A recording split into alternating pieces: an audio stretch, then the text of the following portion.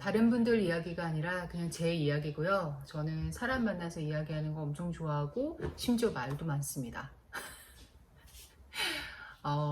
그런데 문득 그런 생각이 들더라고요. 말하는 걸 업으로 삼고 있고 심지어 말하기를 가르치기도 하고 말하는 걸 즐기는 내가 진짜 말을 잘하는 사람일까? 요즘에 진짜 어떻게 하면 말을 좀 잘 아름답게 할 수 있을까에 대한 고민을 하고 있던 차에 드디어 제가 굉장히 그 요긴한 책을 발견을 했습니다. 짜잔! 제목조차 말센스야, 말센스. 말센스. 이 책은 총 16개의 챕터로 구성이 되는데요. 살짝 구경을 좀 해볼까요? 16개의 챕터를.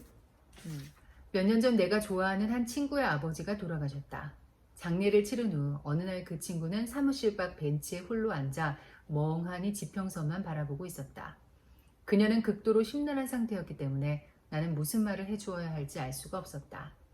슬픔에 빠져 취약해진 사람에게 적절한 말이 무엇일까 고민을 하다가 나는 내가 아버지 없이 자랐다는 사실에 대해 이야기를 늘어놓기 시작했다. 내가 9개월밖에 안 되었을 무렵 아버지가 잠수함에서 익사한 이야기를 들려주면서 아버지의 얼굴조차 알지 못했음에도 항상 아버지의 죽음을 애통해했다고 말했다. 나는 그저 그녀가 혼자가 아니라는 사실을, 나도 비슷한 일을 겪어봤기 때문에 그녀의 기분을 이해한다는 사실을 알려주고 싶었다. 하지만 내가 이 이야기를 마치자 친구는 나를 바라보면서 이렇게 쏘아붙였다. 좋아, 셀레스트, 네가 이겼어. 너는 아버지를 알지도 못했지만 나는 아버지와 최소 30년 이상을 함께 보냈으니 그래, 네 상황이 더 안 좋은 거야. 그러니 아버지가 돌아가셨다고 해서 내가 기분 상할 필요는 없겠지. 나는 몹시 당황했다. 그래서 내가 즉각적으로 보인 반응은 내 태도를 변호하는 것이었다. 나는 말했다. 아니야, 그런 뜻으로 한 말이 절대 아니야. 나는 그저 네 기분을 이해한다고 말하고 싶었던 것뿐이야. 그러자 그녀가 답했다. 아니야, 셀레스트. 넌 이해 못해. 너는 내 기분을 조금도 몰라. 나는 그녀를 위로하고 싶었지만 위로는커녕 기분을 더 상하게 하고 말았다. 하지만 당시만 해도 나는 친구가 나를 오해했다고 생각했다. 그녀가 취약한 상태에 있었기 때문에 도움을 주려던 나를 부당하게 몰아세운 것이라고. 하지만 나중에 생각해보니 친구는 나를 오해한 것이 아니었다. 그녀는 당시 일어났던 일을 나보다 더 잘 이해하고 있었다. 생각해보니 나는 그녀가 자신의 슬픔을 날 것 그대로 표출하기 시작했을 때 그 상황을 불편하게 느꼈다. 그런 상황에서 무슨 말을 해야 할지 몰랐기 때문에 내가 편안하게 느끼는 주제, 즉 나 자신에 대한 이야기를 늘어놓은 것이다. 적어도 의식적인 수준에서는 내가 그녀와 공감을 하려고 노력하고 있었는지 모르겠지만 실제로 내가 행한 건 그녀의 고통에서 관심을 끌어와 나에게 집중시킨 것이 전부였다.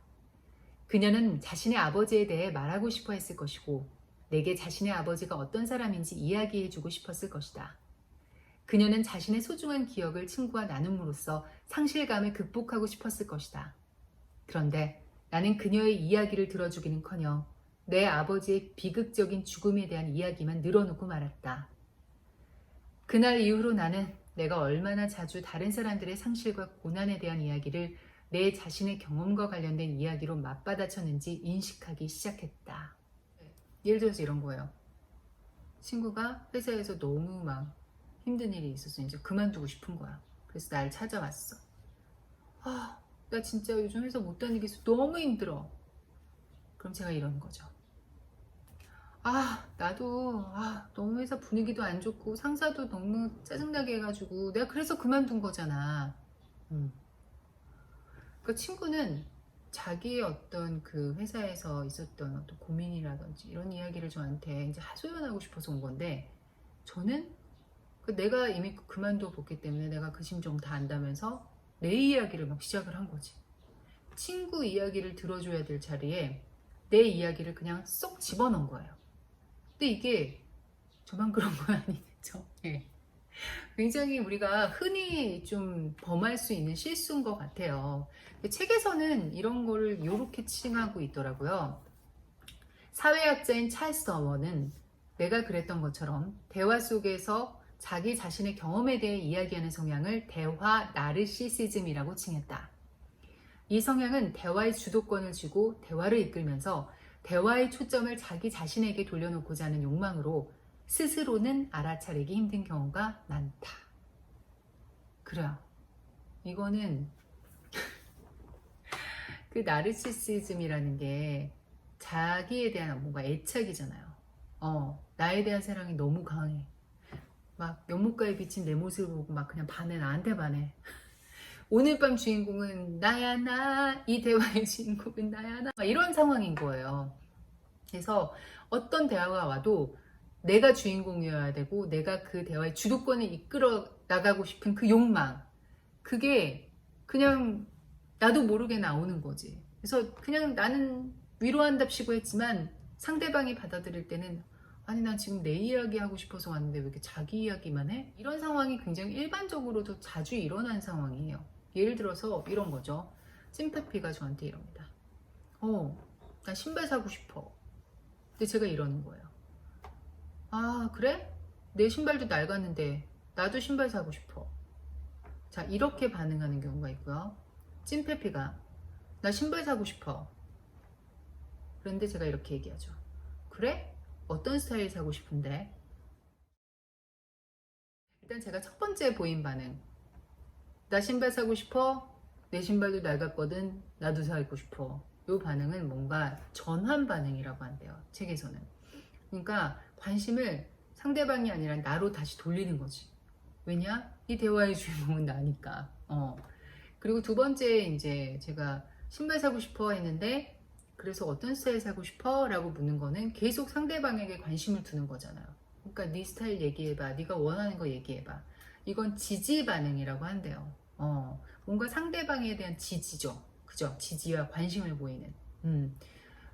여러분은 대화 속에서 얼마나 많은 지지 반응을 보이고 계신가요?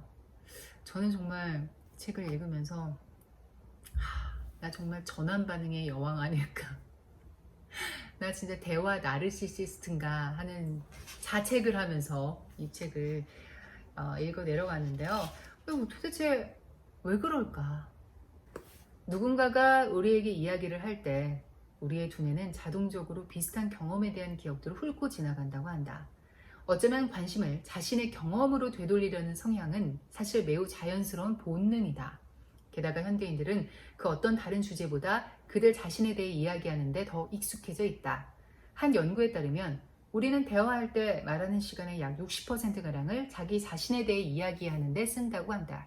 게다가 나머지 40% 또한 이야기를 나누는 상대방이 아닌 제3자에 대해 이야기하는 데 쓴다. 와우.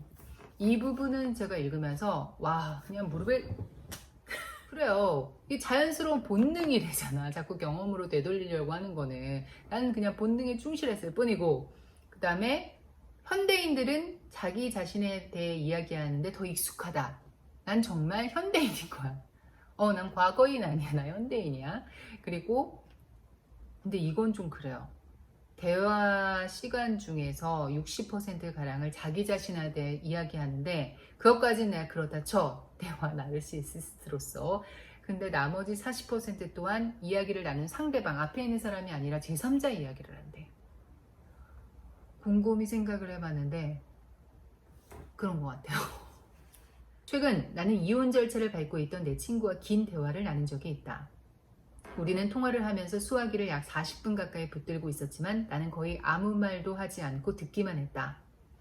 통화가 끝날 무렵 친구가 말했다. 조언 고마워. 네 덕분에 문제가 조금 해결된 것 같아. 조언이라니? 사실 나는 아무런 조언도 해주지 않았다.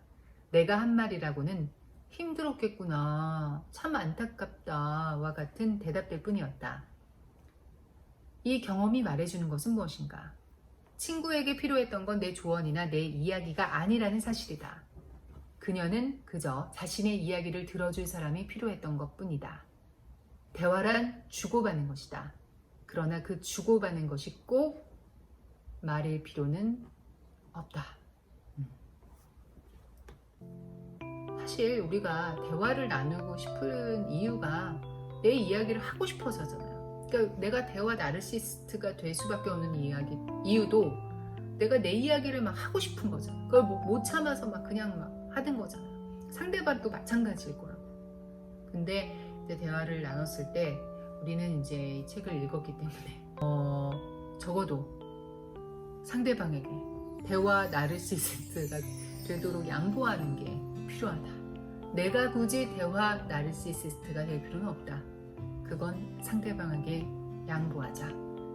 여러분도 한번 잘 생각을 해보세요. 주변에 분명히 그 친구와 또 그 사람과 대화를 나누고 오면은 나도 저렇게 좀 말할 걸, 나도 저렇게 하고 올 걸이라고 생각되는 친구들이나 지인이 있을 거예요. 근데 그 사람들의 특징이 뭐냐면 말을 별로 안 해. 대부분 다 들어.